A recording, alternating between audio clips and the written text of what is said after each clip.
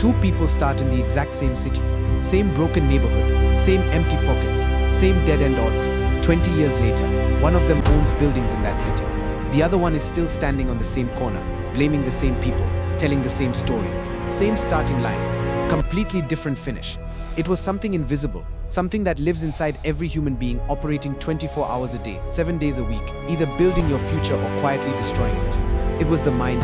Because here is the truth no one tells you clearly enough. Here is the first thing you need to understand about your mind. Every thought you have ever had about money, success, and what you deserve was placed there by someone else before you were old enough to question it. Psychologists call it your belief architecture. It is the invisible structure underneath every decision you make, and most people never even know it exists. Let me give you a real example. There was a man named Raymond. Grew up in a working-class town in the Midlands of England. Smart kid, hard-working. But every Sunday at the dinner table, his father would say the same thing with quiet bitterness. Raymond heard that sentence over 300 times before the age of 16. By the time he was 25, he had started and quietly sabotaged 3 different businesses. Not because the ideas were bad, not because the market failed him, but because every time he got close to real success, something inside him pulled the handbrake, a voice, a feeling, a belief, so deep it felt like fact. He didn't know it yet, but his mind had been programmed to protect him from something his father feared, standing out. This is the psychology behind what researchers call self-limiting beliefs. They are not character flaws, they are survival programs. Your brain absorbed them to keep you safe in the environment you grew up in. But here is where it gets dangerous.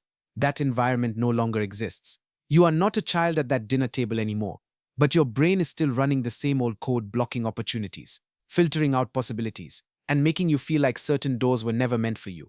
You cannot rewrite a program you refuse to see. Now, once you become aware, once you can see the patterns, the second psychology principle comes into play. And it is this. People talk about compound interest in finance, the idea that small, consistent gains multiply into extraordinary wealth over time. The same law operates in the psychology of success, except most people are compounding the wrong things. Let me tell you about a woman named Priya. She worked in a mid-level marketing role in Chicago. Talented, creative. But every morning before she even got out of bed, she spent 45 minutes scrolling through other people's highlight reels, their promotions, their vacation photos, their new apartment announcements. She thought it was harmless, just habit. But what was actually happening, neurologically, was that her brain was starting each day with a cocktail of inadequacy, comparison, and low-grade anxiety. And then she would walk into her work, her relationships, her decisions, carrying that invisible weight. Over months, she started declining opportunities at work. Not dramatically, quietly. A project here, a pitch there. She convinced herself the timing wasn't right, that she needed more experience, that someone else would do it better. She didn't realize she was compounding self-doubt, one small daily choice at a time. The turning point came when a mentor sat her down and asked a simple but devastating question. Priya had no answer, because she had never thought of the mind as something that needed to be fed intentionally. So she changed one thing. Just one. She replaced the first 45 minutes of her day. No scrolling, no news, no noise, just reading, journaling, and focused thought about what she was building. Within 6 months, she had taken on 3 major projects, been promoted, and begun building a side business she had been dreaming about for years. Nothing in her external world had changed at first. The opportunities were always there, but her mind had been recalibrated from compounding doubt to compounding belief. There is a profound difference between a mind that reacts and a mind that directs. Consider the story of Sarah Blakely, founder of Spanx, and one of the first self-made female billionaires in American history. Before she built an empire, she was selling fax machines door to door in Florida, rejected constantly, told no hundreds of times per week. And yet she maintained a ritual that shaped everything. Every morning she would spend time in deliberate mental rehearsal. She would ask herself focused questions, not anxious, scattershot worries, but directed, purposeful questions. Questions like, what problem am I uniquely positioned to solve? What do I know that others overlook? She has spoken publicly about how her father would ask her and her brother every week when they were children, not whether they had succeeded, but whether they had failed at something new. He was deliberately training their minds to see failure as data rather than identity. That mental framework installed in childhood and reinforced daily became the foundation of extraordinary resilience. When every investor she approached told her the idea for Spanx was ridiculous, when the hosiery mills in North Carolina laughed her out of the room, her mind did not interpret those moments as stop signs. It interpreted them as course corrections. That is the psychology of directed thinking. It is not about being unrealistically positive.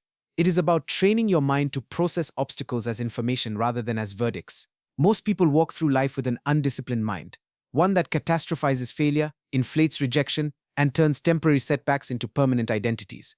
And over time, that pause, that fraction of a second between stimulus and response, becomes the space where everything changes.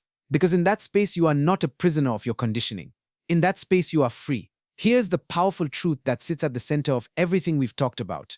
The world does not respond to what you want. It responds to who you are being moment to moment, decision by decision, thought by thought.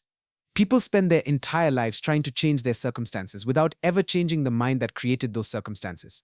They chase strategies, they copy tactics, they read the books, take the courses, follow the plans, and still nothing shifts. Because the real bottleneck was never out there. It was in here. The man who says money is corrupt will find evidence everywhere that money corrupts. His mind will filter reality to confirm what it already believes. The woman who believes she is capable of building something remarkable will find mentors, notice opportunities, persist through setbacks, because her mind is tuned to find what it is looking for. This is not mysticism. This is neuroscience. It is called the reticular activating system, the filter in your brain that decides what to notice and what to ignore. And it is completely shaped by your dominant beliefs. So when you choose a belief, you are not just choosing a thought. You are choosing what your brain will allow you to see. That is the real wealth gap, not between those who have and those who don't, but between those who think with intention and those who have surrendered their mind to habit, fear, and other people's opinions. So let's bring this home. You were handed a mind at birth, but what that mind became, the story it tells, the limits it sets, the possibilities it allows, that was shaped by years of unconscious input. And here is the most important thing I want you to carry with you today. Raymond, the man who sabotaged 3 businesses, eventually broke the cycle. Not because life handed him something new, but because he sat down one afternoon, alone and honest, and asked himself, whose voice is actually running my decisions? When he recognized it was his father's fear and not his own truth, something shifted, permanently. Priya reclaimed her mornings and reclaimed her ambition. Sarah Blakely turned a decade of directed thinking into a billion-dollar belief. None of them were superhuman. They were simply people who decided consciously, deliberately to stop being a passenger in their own mind. That decision is available to you right now. Not next year. Not when the circumstances improve. Not when someone finally believes in you. Right now, the only question is which one are you choosing to build today?